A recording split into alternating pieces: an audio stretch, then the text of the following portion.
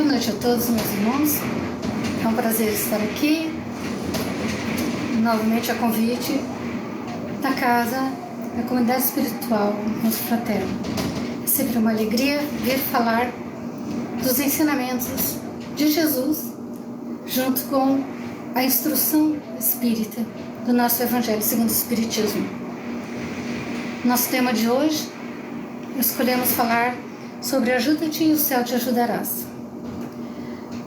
Muitas pessoas têm questionado o que são esses tempos, seria o fim do mundo, seria o fim dos tempos, porque temos que passar por toda essa provação.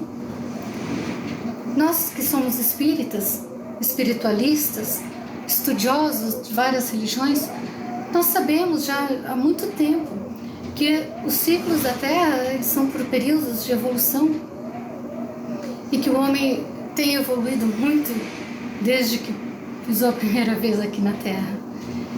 E neste momento nós evoluímos tecnologicamente, está aí uma prova que estou falando através de um vídeo, evoluímos estruturalmente com cidades fantásticas. Quem já não ouviu falar de Dubai, né? Aqueles lugares fantásticos, aqueles prédios incríveis que nem parecem de serem reais.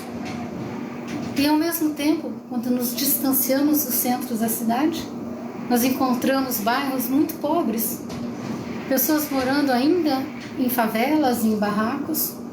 Agora mesmo está um barulho a mais durante a gravação, porque finalmente, né, para a alegria de uns, para a alegria da maioria, está chovendo em Campo Grande, né?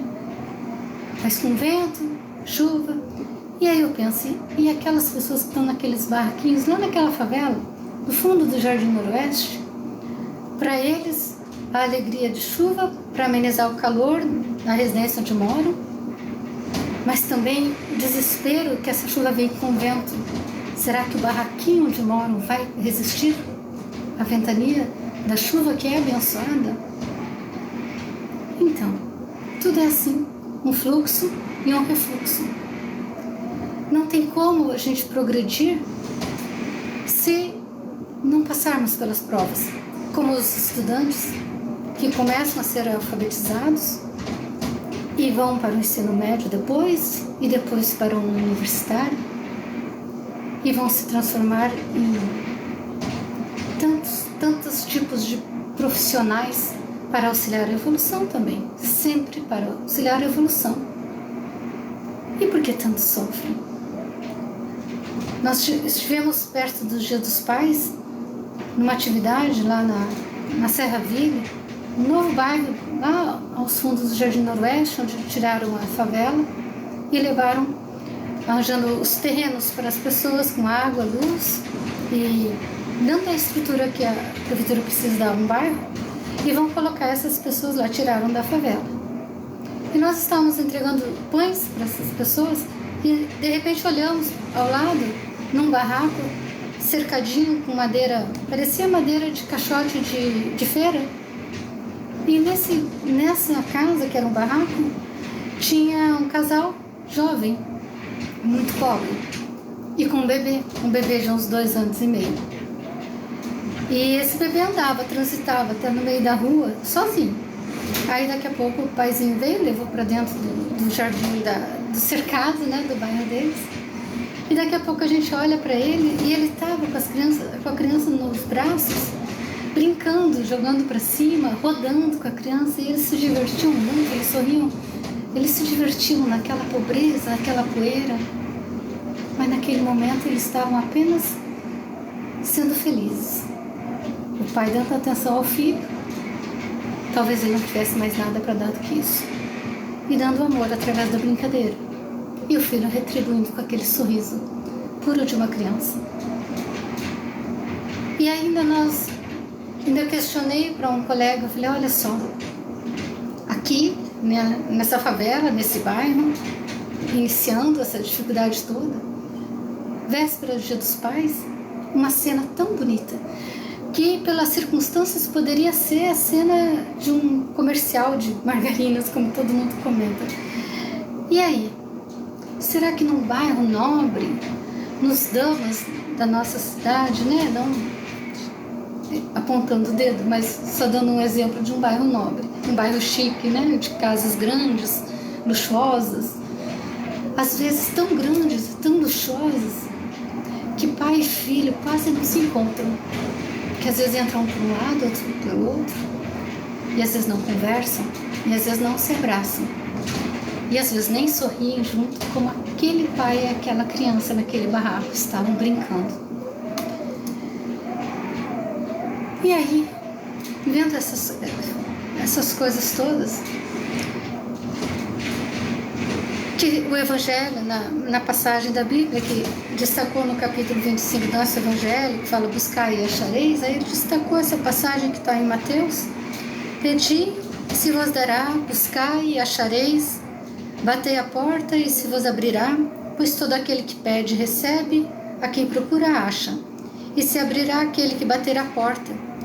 Qual é o homem dentre vós que dá uma pedra a seu filho quando lhe pede pão? Ou, ele pedindo um peixe, dá uma serpente? Se, pois, sendo maus como sois, sabeis dar boas coisas aos vossos filhos, com quanto mais forte razão vosso Pai, que está nos céus, dará os verdadeiros bens àqueles que lhe pedirem. Está em Mateus. Por que sofremos tanto se somos filhos do Divino? Se somos filhos do majestoso, da misericórdia divina, da misericórdia que é incansável, que renasce a cada manhã. Por que sofremos tanto em nossas casas bem estruturadas, com o conforto que muitos nem têm, com a saúde que poucos podem celebrar? Por que sofremos tanto? Tanta depressão, tanto desespero, tanta preocupação. Não, eu não posso isso, eu não posso aquilo, vou me contaminar. Não tem a preocupação de, não, eu não vou contaminar uma outra pessoa. Eu não quero me contaminar, nem contaminar aos meus. Mas porque e nesse teste da nossa fé, estamos com a oração, que é a ferramenta principal, conversando com Deus nas nossas orações, menos orações decoradas, mas se for difícil uma oração natural, de improviso, que seja mesmo as decoradas. Outro dia eu ouvi uma palestra no YouTube mesmo, e ele falando, se você tem dificuldade para falar com Deus, se acha talvez não merecedor da atenção dele, fale quantas vezes puder uma oração decorada. Se não acredita em religião alguma, faça o Ho'oponopono, que não é ligado a nenhuma religião, é apenas uma expressão de sentir muito, até pelo que passou consigo próprio, de ser grato pelas salvações, pelo socorro que veio quando nada parecia ser possível, pelo pedido de perdão sincero, sinto muito, me perdoe, eu te amo, sou grato. Falar para si mesmo, ajuda-te que o céu te ajudará. Não tem possibilidade alguma de nós sermos modificados e salvos, como tantas religiões pensam que vai acontecer, pela ação alheia, pela ação de terceiros. Não tem como pedirmos, termos a certeza que vamos ser salvos por pedir à nossa mãe que ore por nós, ou para ir à igreja, confessar e pedir a bênção e a liberação, o perdão dos pecados ao sacerdote, ou pedir ao pastor fazer uma forte oração para que fiquemos melhores, nos sentimos melhores. Realmente a fé pode amenizar, mas vai ser apenas algumas, como uma chuva rápida num solo tão árido e pegando fogo. Logo que essa chuvinha, esse chuvisco evaporar, o incêndio retoma. E assim as orações e assim as nossas frequências, as nossas tantas vezes assistindo palestras sem colocar dentro de nós a lição verdadeira que ela nos passa.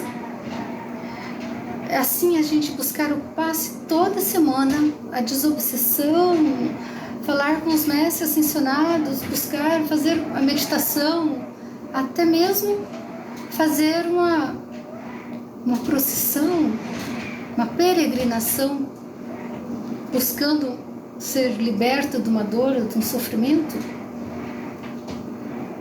Se durante essa peregrinação eu não me modificar, não buscar em mim o que em mim causa a dor que me faz sofrer, não haverá ajuda, porque ela não pode vir de fora. E as pessoas que buscam e buscam e buscam se encontrar, se libertar das amarras que elas mesmas se colocam, buscar perdoar, não pela imposição religiosa, porque eu busquei o motivo daquela dor, daquela mágoa que eu senti, eu fui compreender aquela dor que eu senti para poder libertá-la de mim, entende? Nós compreendemos a dor que sentimos para libertá-la de nós. E esta libertação envolve o perdão a quem nos magoou, o perdão a nós por ficar nutrindo tudo aquilo por tanto tempo, podendo nutrir e vivenciar coisas tão melhores. Buscai e o céu te ajudará. Mesmo as doenças físicas, mesmo as necessidades financeiras, as necessidades do dia a dia, como vocês forem, em cada tropeção que dermos andando pela cidade, aquele tropeção que quase quebra a unha, que dói, que a gente tem aquele rompante de falar um palavrão, muitas vezes. O que um tropeção quer dizer? Tropeção quer dizer que você estava andando desatento, que não estava prestando atenção por onde passava, porque senão não tropeçaria. O que a dor quer dizer? Que algo está em desarmonia dentro de você, que algo está proliferando em você de uma forma não harmônica com a sua essência divina. Como que Deus pode auxiliar para resolver este problema e não só amenizar essa dor? Se você não buscar essa ajuda, não tirar o véu, não desvendar a natureza, a origem e libertar. O que nós realmente falamos, muitas vezes falam, mas eu sou assim mesmo, não tem jeito, eu não consigo. Claro que consegue. Nós não conseguíamos ficar de pé logo que nascemos. Nós precisávamos de alguém para trocar as nossas fraldas. Hoje fazemos tudo isso sozinho. E quando envelhecermos, precisamos ter estrutura para poder fazer isso por nós também. Não ficar novamente tão dependente dos outros. E esta não dependência vai depender de como nós nos ajudarmos no transcorrer da vida. Como que eu vou manter a minha saúde? Como que eu vou manter o meu corpo? É uma velhice mais tranquila, menos pesarosa, não tanto para mim quanto para os outros. Nós precisamos ter a fé verdadeira, que acredita que a oração realmente nos auxilia. Aí dá uma preguiça de orar todas as noites, mas eu tenho que fazer oração toda noite. Todas aquelas orações preciso fazer. Tem que pedir para Deus. Deus não sabe tudo. Por que Ele não pode me atender sem eu falar, se Ele sabe tudo? Ajuda-te, que o céu te ajudará. É necessário que você reconheça sua necessidade e reconheça também que Deus jamais colocaria um peso sobre os seus ombros maior do que a sua estrutura.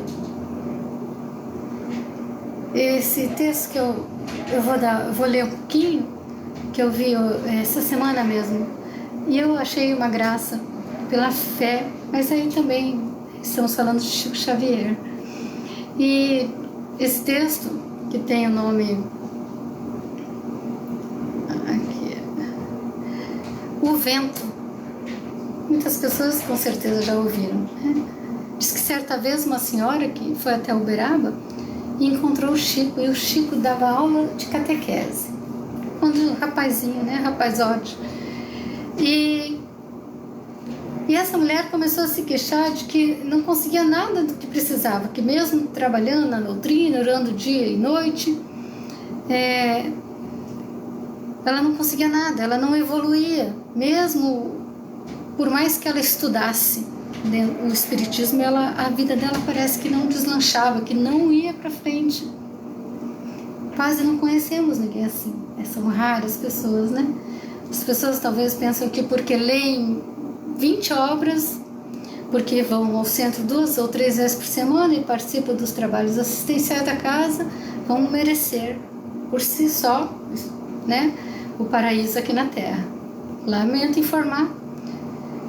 Quantas pessoas que estão dentro do centro recebendo passe, às vezes dando passe, às vezes distribuindo pães, sopa, chega em casa e chuta o cachorro e briga com o filho e discute com o marido ou com a esposa, ou não tem paciência com os avós, ou trata mal a pessoa que está ali contratada para cuidar da sua casa, mesmo tendo, né, coisas que muitos não têm mais, né, alguém para cuidar da sua casa ainda é maltratada. A pessoa tem arrogância, acha que porque estuda a obra espírita, porque frequenta o centro, é uma pessoa superior. Muitos de nós que estudamos tanta doutrina, que conhecemos tanto, já vivenciamos tantas coisas, estamos tão pequeninos ainda na nossa jornada. Mal passamos os primeiros 100 metros.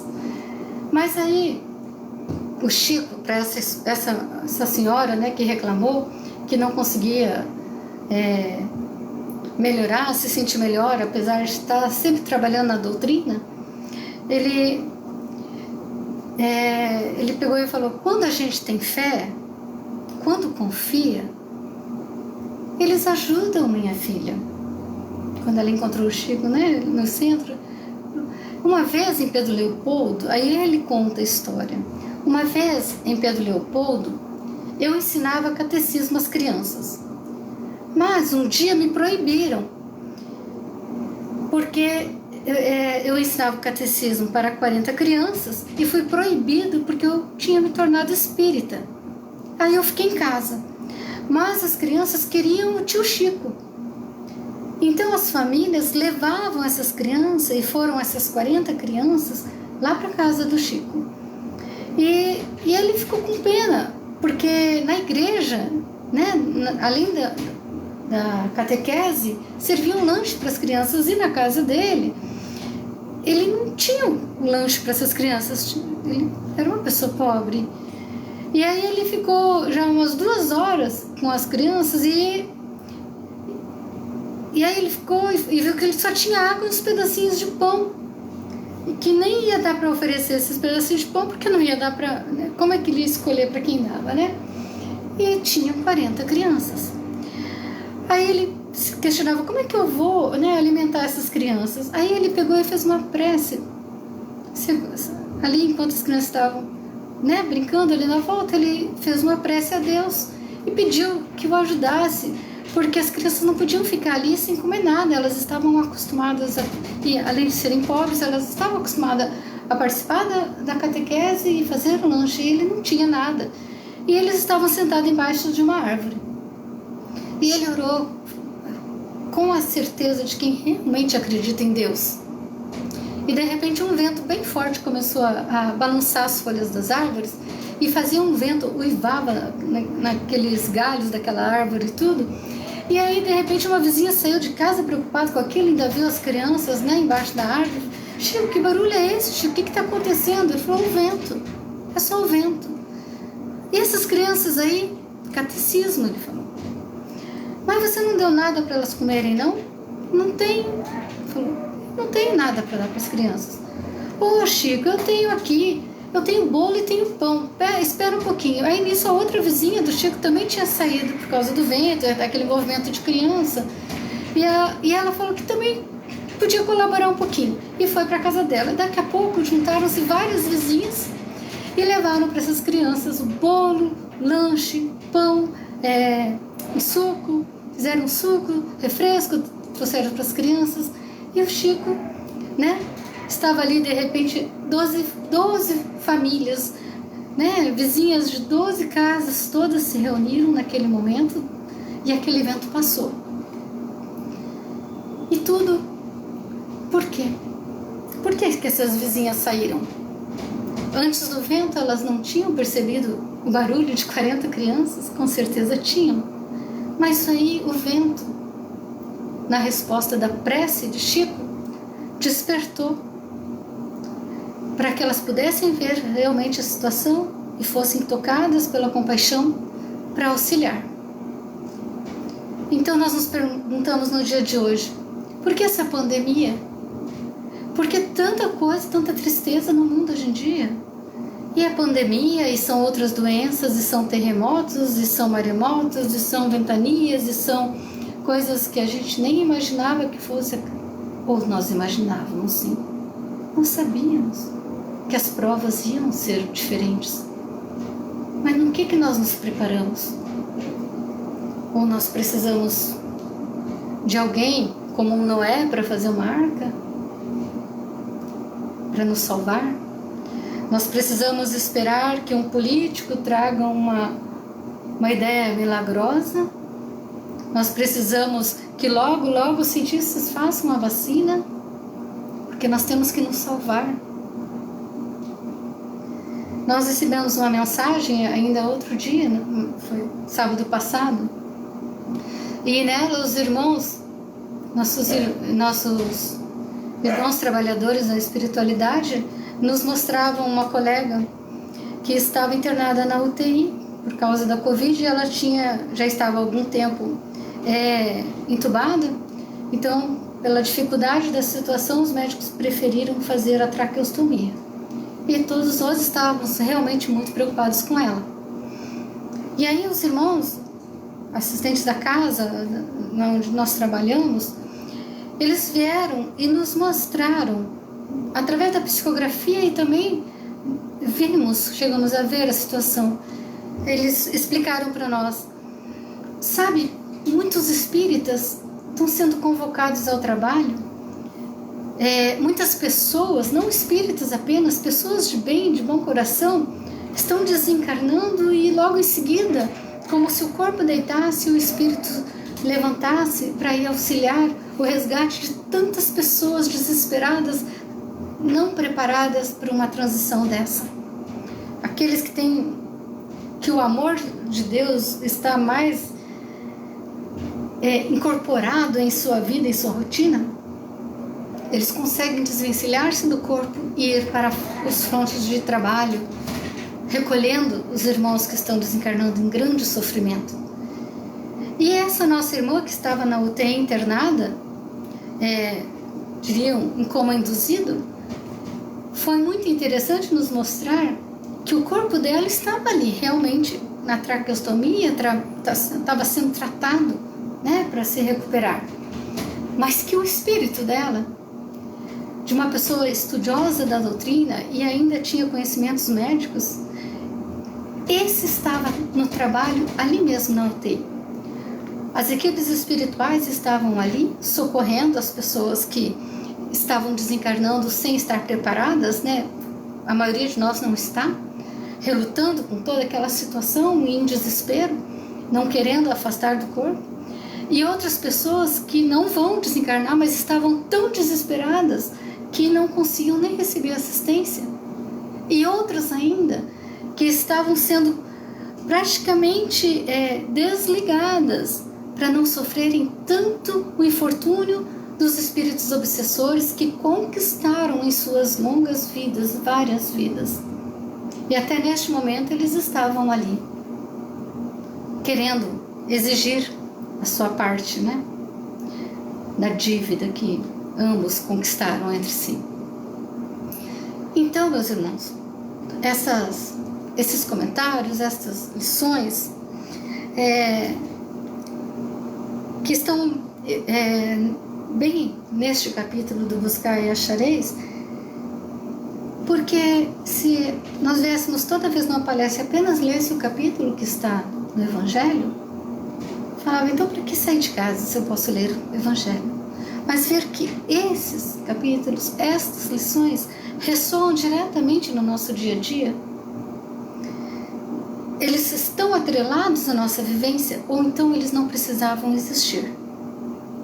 Não precisava a doutrina espírita, não precisava o Evangelho, não precisava as várias obras que Chico deixou para nós.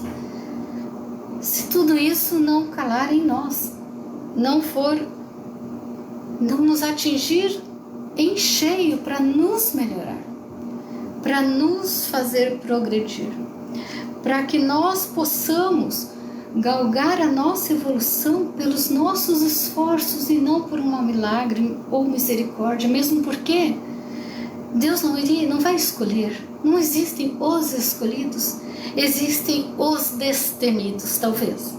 Aqueles que buscam para serem auxiliados pelos céus. É como se eu não pudesse querer alcançar o céu se eu continuasse rastejando na terra. Se eu ficar sofrendo, reclamando, eu não consigo, eu sou assim, é difícil para mim, mas se eu tivesse o que a fulana tem, eu também seria melhor. Inveja, cobiça, preguiça. Não. Tudo que eu quero eu posso alcançar porque eu sou filha de Deus. E Ele me preparou para a minha vitória nesta tarefa, nas provas desta encarnação. Por isso que eu sinto muito pelas fraquezas que já tivemos, pelas vezes que nos deixamos derrubar, pelos tropeços que tivemos por não prestar atenção na caminhada. Eu sou grata porque cada tropeço jamais faltou uma mão amiga estendendo, mesmo que seja das formas mais imprevisíveis, como o vento ou como convite para fazer uma palestra. São mãos que nos estendem para nos ajudar a estudar, a progredir, a falar aquilo que precisamos nós mesmos ouvir. Me perdoem. Eu olhando para mim na câmera, Karina, me perdoe pelas vezes que eu não percebi a beleza da existência de Deus dentro de mim mesma. Me perdoe os meus irmãos de caminhada, quando eu não consegui ver Deus nos olhos deles. Eu te amo.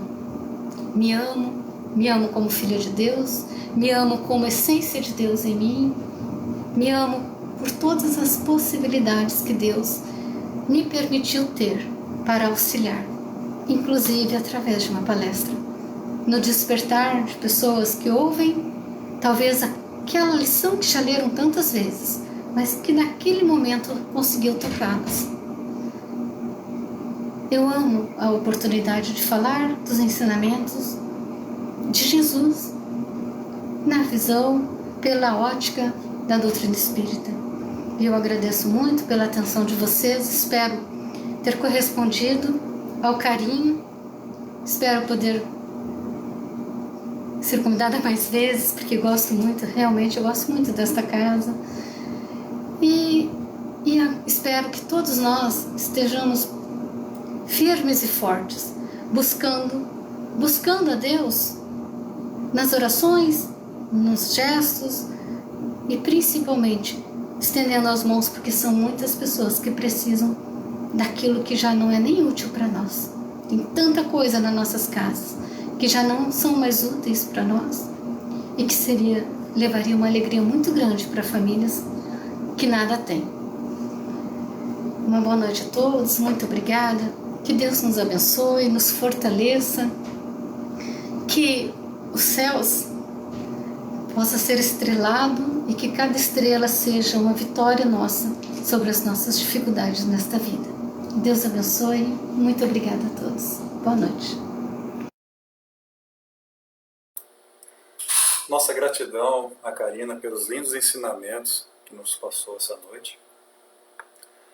Daremos igual